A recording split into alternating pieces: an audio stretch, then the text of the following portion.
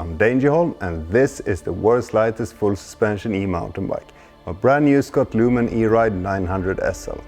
Today we're gonna take a close look at not just this version but also a second trail specific version. So let's get started.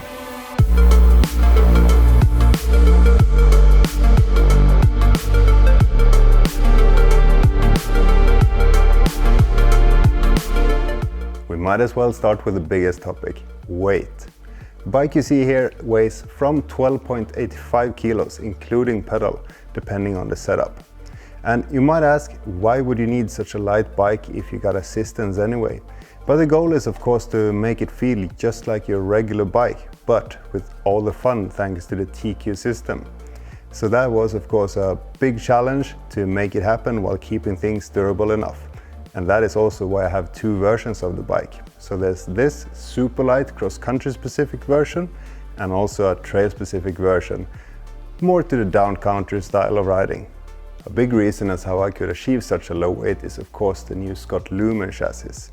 The Lumen is essentially the e-bike version of the Spark, but you have a 130mm rear as well as front.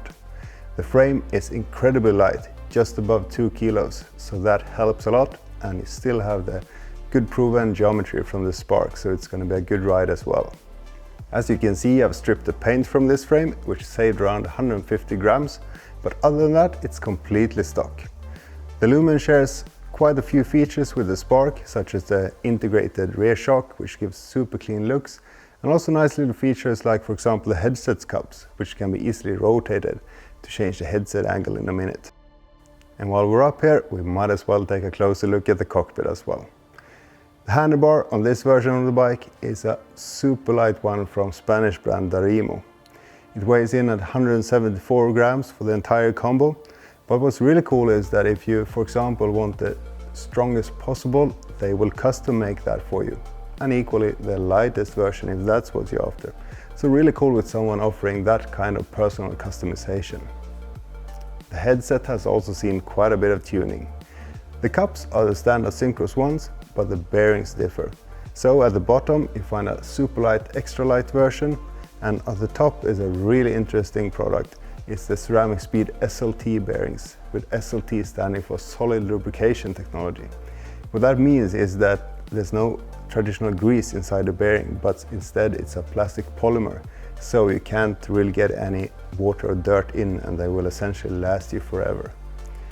The top cap is also really cool. It's actually a preview of a Danger Holm version coming from a collaboration with German manufacturer Radox. So yeah, it's incredibly light with a hollow bolt and everything. Weighs just 4 grams. To round things off, we have the grips, which are the extra light hyper grips. These are stupidly light at around 10 grams, which is like 10% of what a regular set of grips weighs. They're actually surprisingly comfortable, although not fully as comfortable as the 50-gram Syncros foam grips, which are my favorites. But when you're pushing things to the extreme, trying to build the world's lightest bike in any category, you have to step it up in the weight savings category. Next we have this super cool looking upside down fork. This is the Intent Samurai TR in 130mm version with the regular aluminum steerer and also the original Intent damper. It is really light, just above 1500 grams, which probably makes it the lightest 130mm fork out there. But what's really impressive is that it's so strong. The upper crown and leg assembly makes it perfect for e-bikes way heavier than this. It's been tested to pretty much enduro ratings, just because the fore aft stiffness is so strong. Then you might think, aren't upside down forks really flexy? And yes, they have a little bit more flex in the front wheel, but that can actually be a good thing and is the reason as to why I prefer them in many cases. And that is that the wheel will simply track the ground better when you're riding trail, so you get less deflection, less arm pump, and off camber grip is fantastic. So there are quite a few benefits to this. The wheels are really cool as well. They come from the German brand Pyrope, and what's perhaps most special about them is the synthetic fiber spokes. They are just like string, you can literally tie a knot with them. But the incredible thing is that the tensile strength is actually higher than with steel spokes. So they are super strong despite being so incredibly light. They are paired in this case with Duke Lucky Jack Ultra SLS4 rims in 28mm width, and this super light version here has the hubs from Non Plus. The wheelset weighs just 945 grams, which is pretty mind-blowing, and that's not even the lightest version. The brakes are the Piccolo Carbon from the by now pretty much legendary brake manufacturer out of Germany, Trickstuff. Not only are they the lightest ones on the market, they're also some of the most powerful, so that's quite a feat. The lever feel is absolutely fantastic as well. They have been paired with brake discs from Italian brand Carbon TI. And as you can see, they have a carbon fiber carrier. And the idea is, of course, that at an equal weight, you can have more material in the actual brake surface for better performance. So it's quite something, and they look spectacular. The latest version is also available for center lock, but here on this wheelset I'm running the traditional 6-bolt with their titanium bolts. Continuing on the European theme, we have the seat combo. Up top you'll find a saddle from German brand MCFK. And not only is it very light at 76 grams, it's also one of my favorite saddles of all time. It's just very comfortable. You might think that a carbon seat like this is rock hard, but the saddle shell will actually flex just like on a leather saddle. So just press it with your thumbs like this and it actually feels quite soft. It's paired to a Jepp Podio dropper seat post from Switzerland. These are some of the lightest in the world. On my bike I have it at 332 grams. It varies a bit because you can shorten it, so it depends on how much you cut off, but it's very good. One thing that is the lightest in the world is the seat post clamp.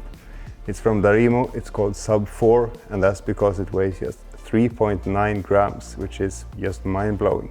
And you can still tighten it to 5 Newton meters. Tire choice can be quite a challenge. I mean, depends on where you ride, your personal preferences, and simply what you prioritize.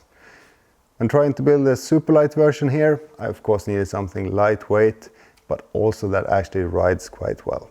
So I ended up running the Kenda Rush Pro in TR casing, which is the lightest one.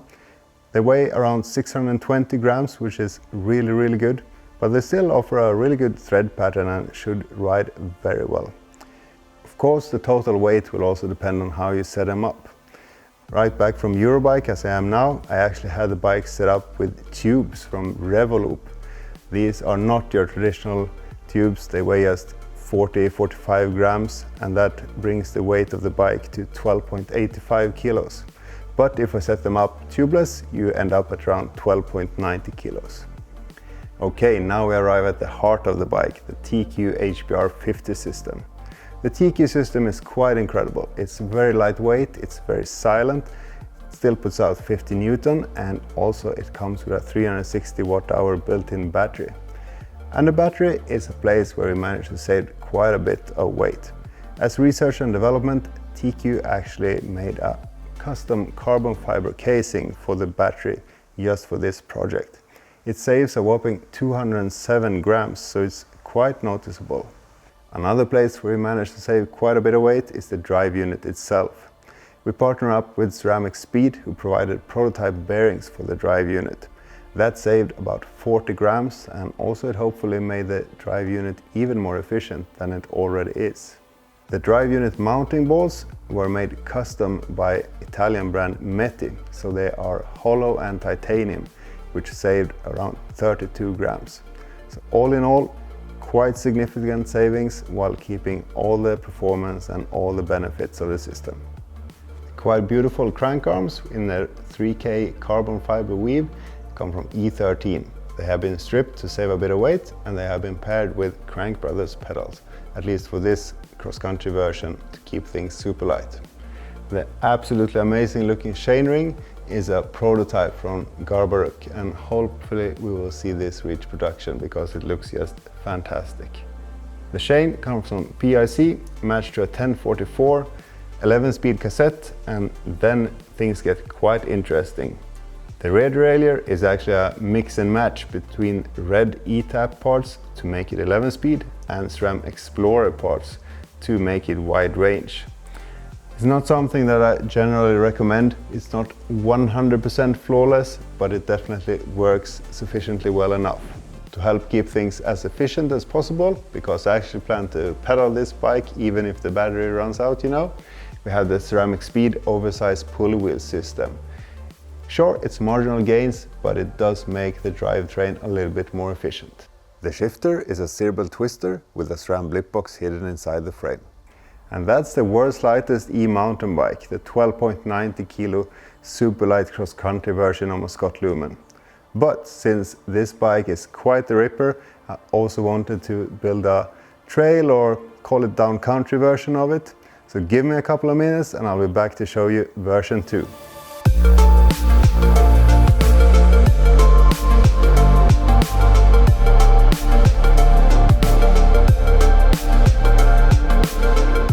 Here we go, this is the trail version of the bike, or down country if you want to call it that. It's around 1 kilo heavier, but now you can ride pretty much whatever on it.